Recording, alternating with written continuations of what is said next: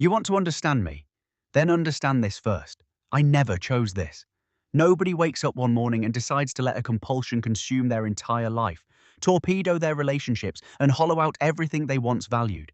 It crept in quietly, disguised as pleasure, dressed up as harmless fun. By the time I recognized it for what it was, it had already built a home inside me and changed the locks. I am not a monster. I am not simply a person with loose morals or weak willpower. I am someone whose brain learned very early on to reach for something, anything, that made the unbearable feel bearable, even briefly. Sex became that something. And then, sex became everything. How it starts. The first hit. I remember the first time I felt it. That electric rush, that full body relief, that sudden silence of every anxious thought that usually screamed inside my head. For a few minutes, I felt absolutely nothing except alive. No shame, no inadequacy, no loneliness, just pure, uncomplicated sensation. That moment was the beginning of my undoing. What I didn't know then was that my brain was taking notes. It catalogued that dopamine flood with extraordinary precision and filed it under survival, right next to food and water, not metaphorically. Neurologically, my reward circuitry lit up like a city at night, and somewhere in my prefrontal cortex, a quiet override was being written. One that would, over time, grow louder than reason, louder than love, louder than consequence. The first hit is never the problem. The problem is what the brain does next. It wants it again, and it begins quietly reorganizing your entire psychology around getting it. The chase is the drug. Here is something people never understand about me. The sex itself is almost secondary. What I am truly addicted to is the chase, the anticipation, the build-up, the exquisite tension of pursuit. The moment before. That is where the real drug lives. In those moments of pursuit, my brain enters what I can only describe as a tunnel.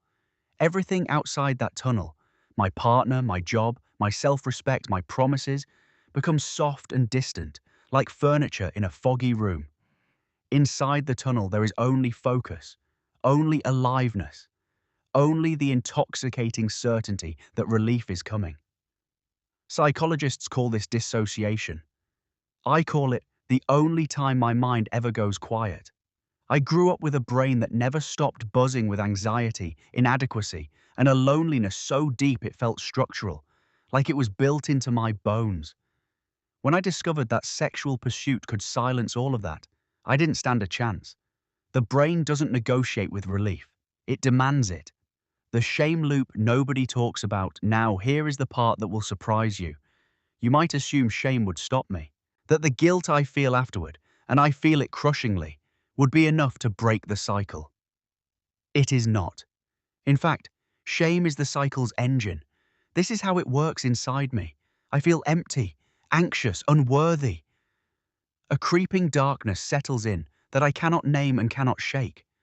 I reach for the one thing I know will make it stop, even temporarily. Afterward, the darkness returns, but now with company. Now it brings shame, self-disgust, and the sickening awareness of the gap between who I want to be and what I just did. That shame does not motivate me to stop. It deepens the emptiness that started the whole cycle, and a deeper emptiness demands a stronger fix next time. I am not defending it. I am describing a closed psychological loop that operates almost entirely below the level of conscious choice. Willpower, in this context, is like trying to stop a river with your bare hands. The childhood nobody sees. If you want to understand my psychology, you have to go back further than the addiction itself. You have to go back to a child who learned that emotional needs were inconvenient, dangerous, or simply unanswered. I am not saying my parents were evil. Many of them were simply unavailable, emotionally absent, inconsistent, or so consumed by their own pain that a child's need for warmth and security went largely unmet. What a child does with unmet needs is remarkable and tragic. They adapt. They find substitutes. They learn to self-soothe in whatever ways are available to them. For many of us, sexuality arrived at exactly the right or wrong moment. Adolescence, already a storm of confusion and yearning, handed us a powerful self-soothing tool precisely when our emotional development was most fragile. The association between sexual stimulation and emotional relief became hardwired before we were old enough to question it.